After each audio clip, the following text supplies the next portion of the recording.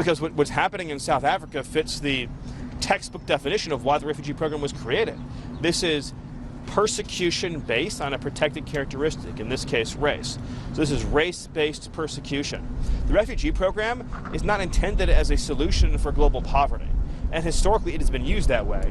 Wherever there's global poverty or wherever there's dysfunctional governments, then the U.S. refugee program comes in, swoops people up, relocates them to America, and you have multi-generational problems. You even into the second and third generation, you have endemic poverty, you have crime issues, you have integration issues. The U.S. refugee program in America has been a catastrophic failure. I mean, if you look, for example, at the Twin Cities area, I mean, just in terms of markers of educational outcomes, in terms of public safety, in terms of welfare use, I mean, it's been a complete public policy failure.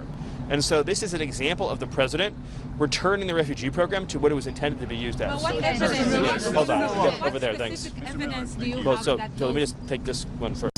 Yes. What specific evidence the United States have that those South Africans have been severely persecuted? Well, but it's state policy. There's land expropriation. There's a whole series of government laws and policies that specifically target white farmers and the white population in South Africa. That's well documented on video. And of course, you even see government leaders chanting racial epithets and espousing racial violence. So it's all very well documented. Yes. On Ukraine.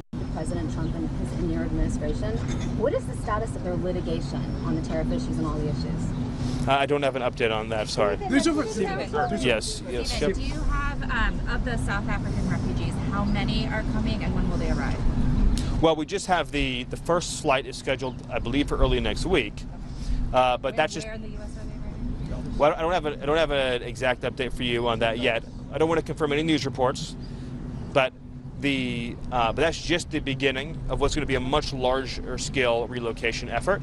And so those numbers are going to increase, obviously, as time goes on. It takes a little while to set up the systems and processes and procedures to begin a new refugee flow, but we expect that the pace will increase.